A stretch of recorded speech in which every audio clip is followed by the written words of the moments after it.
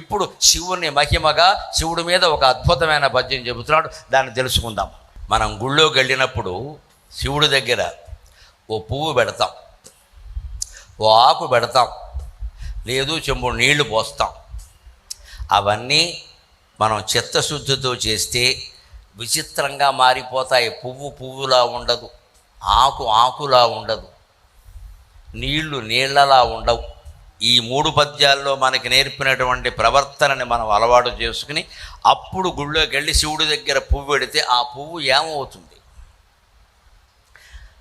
గణ గగనాంతరోద్గత తృణానేకంబు ధేనువులందు పాలైన ఎట్లో, గణ గగనాంతరోద్గత తృణానేకంబు ధేనువునందు పాలైన ఎట్లు, వితత దుర్వర్ణ రూపిత లోక పిండంబు పసి రసమున పసిడి ఎసగినట్లు, సాంద్రాభ్రవారి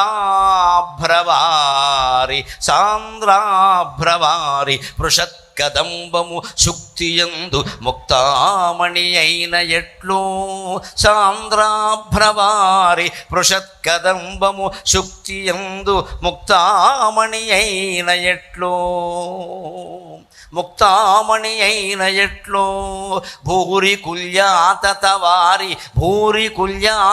వారి రసాల మూలమై పరసాల మూలమున పానకమై చలంగినట్లు, భూరి కుల్యాతత వారి రసాల మూలమున పానకమై చలంగినట్లు, కరిఘయాందోళిక రత్న కాంచనాదులగును తమ వక్త్రమున నిడ్డ కార్యమెల్ల, భూనుత విలాస పిఠికాపుర నివాస కుముదహిత కోటి సంకాశ కుక్కుటేశ.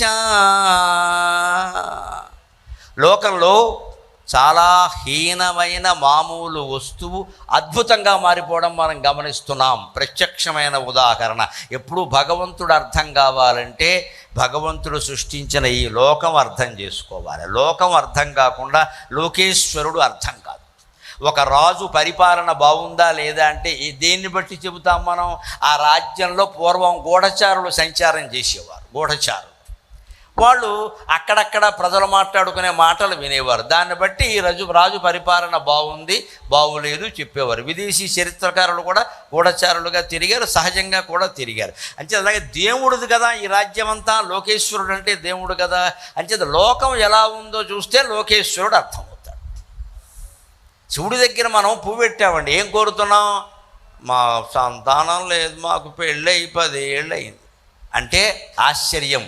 నీ పువ్వు సంతానంగా మారుతోందమ్మా. నువ్వు పెట్టిన పువ్వు సంతానంగా మారి, లేకపోతే అప్పుల పాలైపోయాం, అన్ని దేవుడు నీ దగ్గర ఉన్నాయి, అమ్మవారు కూడా నీ దగ్గరే ఉంది, పరమశివుడా మా ఊళ్ళో నువ్వు ఒక్కడవే ఉన్నావు, నాకు నిన్ను సేవించడమే తెలుసు, ఇంకేం తెలియదు అని ఊరికే చెంబుడు నీళ్ళు ఆయన మీద పోస్తే 6 నెలలు తినకుండా నీకు ఈశ్వరస్య భావం ఐశ్వర్యం వస్తుంది. అంటే నువ్వు పోసిన నీళ్లు ఐశ్వర్యంగా మారాయి, నువ్వు పెట్టిన పువ్వు నీకు సంతానంగా మారింది. ఇది ఎలా మారుతుందండి మనకు అర్థం కాదు. పువ్వు సంతానం ఎలా అవుతుంది, నీళ్ళు ఐశ్వర్యం ఎలా అవుతుందంటే లోకంలో కొన్ని చూడండి మీరు, తెలుస్తుంది అంటాడు ఆయన. ఘనకాననాంతర ఘనరత్న కందరోద్గత తృణానేకంబు, ఘన గహనాంతరోద్గత తృణానేకంబు ధేనువులందు పాలైన ఎట్లు. ఆవు ఏం తింటుందండి? అడవిలో ఉండే గడ్డి తింటోంది. దాన్ని గడ్డి పరకలు తీసి ముళ్ళు లేకుండా జాగ్రత్త చేసి పెట్టేవాళ్ళు ఎవరున్నారండి? ఏం దొరికితే తింటుంది. అటువంటి గడ్డి కావు శరీరంలోకి వెళ్ళేసరికి ఏమైందండి? పాలు అయ్యాయి ఖచ్చితంగా. చిన్న గడ్డికి వచ్చిన పాలకి ఏమన్నా సంబంధం ఉందా? అలాగే శివుడి దగ్గర నువ్వు ఒక్క పువ్వు పెడితే అది నీవు కోరిన కోరిక తీరుస్తుంది, సంతానం అవుతుంది ఖచ్చితంగా. లోకంలో ఉంది కదా ఉదాహరణ. గడ్డి తినడం ఏంటి, పాలు ఇవ్వడం ఏంటి? ఆ పాలు తాగి మనం గడ్డి తినడం ఏంటి? కర్మ కాకపోతే ఆఫీసుల్లో తినేది అడ్డమైన గడ్డే కదా. జీతాలు చాలకుండా ఇంకా గడ్డి మొదలెట్టారు. పాలకుల సుపరిపాలన అంటే ఏమీ లేదండి. మండపేట రామాలయం సన్నిధిలో కోరుతున్న ఆఫీసుల్లో అవినీతి లేకుండా చేయమనండి, మొత్తం పరిపాలన బాగున్నట్టే లెక్క. ఇంకేమక్కల దేనికి వెళ్ళినా లంచం అడగద్దు, అది ఉంటే చాలు. ఎవ్వరూ ఎవరి మీద ఏ చర్య తీసుకోరమ్మా. ఎవడు దిక్కు మొక్కు లేని రాజ్యాలు నడుస్తున్నాయి. మరి అవినీతి కాకపోతే ఏముంటుంది ఇక్కడ? అవినీతి లేకుండా ఉంటే చాలు, ఆ ఉద్యోగుల మీద సరైన చర్యలు ఉంటే చాలు, ఖచ్చితంగా బాగుంటారండి ప్రజలు. ఏదో ఒక చిన్న కాగితం పట్టుకెడతాడు, అయ్యా నాకేదో పొలం రసీదులో ఏదో తేడా వచ్చింది, ఈ అంటే ఏంటి సాగతీత ఇక్కడ? రాని పేద రైతు, ఆయనకు ఆదాయం లేదు, తేడా వచ్చింది, చెయ్యాలా వద్దా? ఒక వృద్ధ వితంతు పింఛను కోసం పెడుతుంది, ఆవిడ దగ్గర లంచం, ఆవిడ అసలే వృద్ధురాలు, పైగా వితంతు, ఆవిడ దగ్గర లంచం ఏంటండి? 6 నెలలు ఆపేయడం, ఓసారా ఇవ్వడం, 6 నాళ్ళు 24,000 ఇస్తున్నాం, ఊరికే వస్తాయా మరి? అంటే ఇక్కడ ఆ పేద వృద్ధురాలు వితంతువుకి ఆ 24,000 తీసుకెళ్ళి ఈ ఉద్యోగి ఇంటికి వెళ్ళి ఇచ్చి, అవ్వ నువ్వు రాలేవని నీ ఇంటికి వచ్చా అంటే ఆ అవ్వ ఆశీర్వచనం పరమేశ్వరుడు ఆశీర్వచనంతో సమానం, పరమేశ్వరుడు ఆశీర్వచనంతో సమానం. నాయన నువ్వు కలకాలం పిల్ల పాపలతో సుఖంగా ఉండాలమ్మా. ఈ పేదరాలు మనస్సు నువ్వు అర్థం చేసుకున్నావు. పేదవాళ్ళ ఆశీస్సులు వెంకటేశ్వర స్వామి ఆశీస్సులమ్మ, అనుమానమేం లేదు. పేదవాళ్ళని ప్రేమించండి, పేదరికాన్ని తొలగించే ప్రయత్నం చేయండి. అదే సరైనటువంటి. ఎందుకంటే ఆవుకి గడ్డేస్తున్నాం, అది పాలు అవుతుంది, మనం ఆ పాలు తాగుతున్నాం, గడ్డి తింటున్నాం. ఇక్కడ అంటే మన కడుపు అంత దుర్మార్గమైంది, దాని కడుపు రత్న గర్భ, అది గడ్డి వెళ్ళి పాలు అవుతుంది దాని కడుపులో, మన కడుపులోకి పాలు వచ్చి గడ్డి అవుతున్నాయి. ఇక్కడ మనకంటే అవే గొప్పది, అనుమానమే ఉంది. అందుకే నువ్వు ఆవుకి గడ్డేస్తే అది పాలు అవుతుంది కదా. ఇంకో ఉదాహరణ చెబుతున్నాడు, విచిత్రమైంది. వితత దుర్వర్ణ రూపిత లోక పిండంబు రసమున పసిడి యసగుగాక. పరశువేది అని ఒక లోకం ఉంటుంది. నాగార్జున కొండ మీద మహానుభావుడు బౌద్ధాచార్యుడు నాగార్జునాచార్యుడు దాంతో చాలా రసాయన ప్రయోగాలు చేశాడు. పరశువేది పూర్వం నుంచి మన శాస్త్రాల్లో చెప్పారు. దొరకడం కష్టం, కానీ దొరికితే దాన్ని ఇనప కాడ అట్లకాడకి జోడిస్తే అట్లకాడ మొత్తం బంగారపు అట్లకాడ అయిపోతుంది, అనుమానం లేదు. పరశువేది అంటారు దాన్ని. అదే రసం అంటే అది. ఆ రసచర్య జరిపితే ఒట్టి ఇనప కడ్డి బంగారపు గడ్డి అయిపోతుంది కదా. ఇనుము, తుప్పట్టిన ఇనుము, పైగా దుర్వర్ణ రూపిత లోకపిండం అంటే తుప్పట్టిన ఇనప గుండు, అది బంగారం అయిపోతుంది. లోకంలో చూస్తున్నాం మనం. ఆశ్చర్యకరంగా మరి భగవంతుడి దగ్గర పెట్టిన పువ్వులు ఆకులు మన కోరికలు తీరుస్తున్నాయంటే అందులో ఆశ్చర్యం ఏముందండి? ఆయనకి ఇవ్వగలిగింది నువ్వు ఇచ్చావు. నువ్వు పువ్వే ఇవ్వగలవు, ఆయన ఆకే ఇవ్వగలవు, నీళ్ళే ఇవ్వగలవు, కానీ నీకు ఆయన అన్నీ ఇవ్వగలడు, అందుకని ఇచ్చాడు ఆయన. మనం ఇవ్వగలిగింది మనం ఇచ్చాం, ఆయన ఇవ్వగలిగింది ఆయన ఇస్తాడు. ఆయన ఏమి ఇస్తాడు? ఆకు పువ్వు ఇస్తే మనకెందుకు, మనకు కావలసింది ఇస్తాడు. కానీ మనం ఎంత అమాయకులం అంటే కొడుకుని కొడుకుని కొడుకుని అని కోరుతాం, కొడుకు ఇస్తాడు, వాడు కొరుగు అవుతాడు 20 ఏళ్ళు వచ్చాక. అప్పుడు ఎందుకు ఇచ్చావు అంటాం. అప్పుడు ఏమంటాడు? కొడుకునిమ్మన్నావు కానీ కొరివిలో ఉండొద్దని కోరలేదుగా అంటాడు ఆయన. అందుకే తెలివిగా ఒక మాట చెబుతున్నానమ్మా, గుళ్ళోకి వెళ్ళినప్పుడు ఏమీ కోరకండి, ఆకో పువ్వో పెట్టండి, నీళ్లు పోయిండి, అవన్నీ మామూలే. ఒక్కటే కోరిక, నాకు తెలియదు నన్ను కాపాడు, నాకు తెలియదు నన్ను కాపాడు. నేను చిన్నప్పటి నుంచి మా అమ్మ చెప్పిన మాట ఇది. ఈ రోజు వరకు ఏ గుళ్ళోకి వెళ్ళినా నాకు తెలియదు నన్ను కాపాడు, అంతే. ఒకటే కోరతాను, ఇంకేం కోర. ఏదో చెబుతున్నాం, తోచిన మాటలు అందరూ పిలుస్తున్నారు, నన్ను కాపాడుతూనే ఉన్నాడు దేవుడు. కళకళలాడిపోయేలా కాపాడుతున్నాడమ్మా, అనుమానమే ఉంది ఇక్కడ. మహావైభవం పట్టింది వేళ. మొన్న వెడుతుంటే ఆ జనమంతా అలా వచ్చి కారుకు అడ్డం పడిపోయి చివరికి ఒక ఆవిడ పాపం కాళ్ళు దొరక్క తలుపేసేసాను, డోరుకి దండం పెడుతుంది. ఆవిడ కళ్ళనీళ్ళు వచ్చాను. ఏం ప్రేమరా, ఏం ప్రేమరా, ఎన్ని కోట్లు ఇస్తే ఈ ప్రేమ వస్తుందండి. ఈ జీవుడు బతుకున్నాడంటే మీ ప్రేమ, మీ ఆదరణ కారణమమ్మ, అనుమానం లేదు. ఈ అభిమానమే బ్రతుకునింత రుచింపగజేయు, ఈ అభిమానమే బ్రతుకునింత రుచింపగజేయు, లేనిచో ఆయువు సాగదీయగ మహత్తర కారణమేమియుండే, లేనిచో ఆయువు సాగదీయగ మహత్తర కారణమేమియుండే. స్వేచ్ఛాయుతమైన చిత్తము ప్రసారము చేయు ప్రశంస ఒక్కటే, స్వేచ్ఛాయుతమైన చిత్తము ప్రసారము చేయు ప్రశంస ఒక్కటే. ఆయువు పోయును ఎంతటి మహాకవికైన ధరాతలంబునన్. మీ అభిమానం ఈ జీవిని 65 ఏళ్ళు బతికించింది.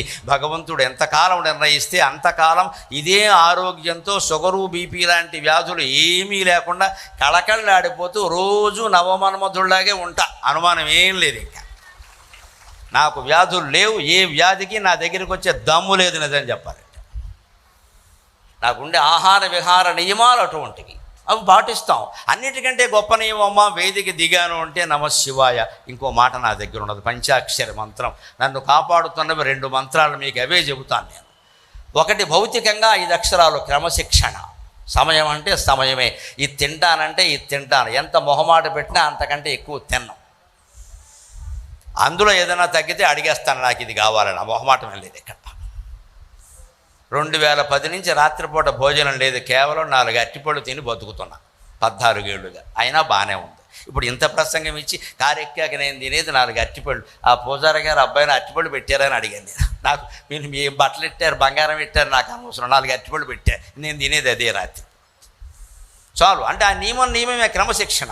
భౌతికంగా క్రమశిక్షణ, మానసికంగా నమశివాయ, ఇంకేం లేదండి ఇక్కడ. ఈ 2 క్రమశిక్షణ. మీరు సమయానికి చేయండి, ఎక్కడ వస్తువులు అక్కడ పెట్టండి, ఎప్పటి పని అప్పుడే చేయండి, ఎక్కడ విషయాలు అక్కడే వదిలేయండి, మొత్తం జీవితం అంతా బాగుంటుంది. వదిలేయమన్నాను కదా, నీ ప్రవచనం వదిలేయకండి, ఇది పట్టుకెళ్ళి.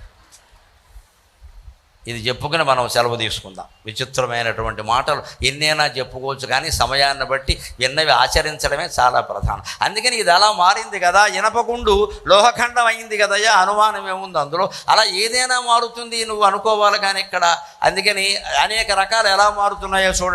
సాంద్ర ముక్తాభవారి శుక్తి అందున ముక్తామణి అయిన ఎట్లు సాంద్రాభ్రవారి.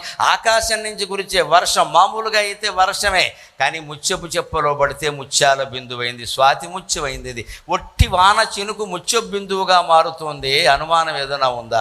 అంతేకాదు, భూరి కుల్యాతవారి రసాల మూలమై పానకమై చలంగినట్లు. మామిడి చెట్టుకు మనం మామూలు నీళ్లు పోసాం, కానీ మామిడి పళ్ళలో అది తేనె రసంగా మారింది. నువ్వు పోసింది మామూలు నీళ్లు, కానీ మామిడి పండు ఎంత తీయగా ఉంది. ఈ నీళ్ళే అక్కడ రసంగా మారాయి. ఈ నీళ్లు లేకపోతే మామిడి పండు తీయగా ఉండదండి. మరి నీళ్లు తీయగా మారాయా లేదా? ఇనపగుండు బంగారంగా మారిందా లేదా? గడ్డి పాలుగా మారిందా లేదా? శివుడు గర్పించింది ఏదైనా సరే అద్భుతంగా మారిపోతుంది, అద్భుతంగా మారిపోతుంది. అనుమానం ఎలా? ఇప్పుడు చివరిగా ఆయన ఎటువంటి మహానుభావుల్ని రక్షించాడో ఒక్క మాట చెప్పుకొని 5 నిమిషాల్లో మనం సెలవు తీసుకుందాం.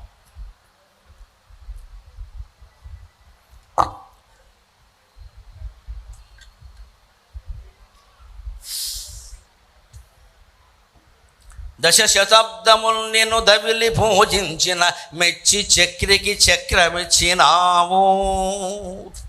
తరలక నిను గుర్చి తపమునర్చిన క్రీడికి ఎసక పాశుపతాస్త్రము సగినావు. తరలక నిను గుర్చి తపమునర్చిన క్రీడికి ఎసక పాశుపతాస్త్రము సగినావు. మిత్తి చేబడి నిన్ను హత్తి భక్తి దలంచు ముని పట్టి చేపట్టి మనచినావు. కాలకూటాగ్ని చే క్రాగి కృయుడు చున్న దివిజుల ఆపదల్ తీర్చినావు. బళిర జగమందు నీ వంటి భక్త సులభుడైన దైవంబు లేడు. బళిర జగమందు నీ వంటి భక్త సులభుడైన దైవంబు లేడు. లోన రసి చూడ భూనుత విలాస పీఠికాపుర నివాస కుముదహిత కోటి సంకాశ కుక్కుటేశ. శివుడు దేవతలందరిలోకి అధికుడు అనడానికి ఉదాహరణ ఏమిటి అంటే, మనం విష్ణువు అధికుడు అనుకుంటాం మామూలుగా, పరిపాలిస్తున్నాడు కాబట్టి.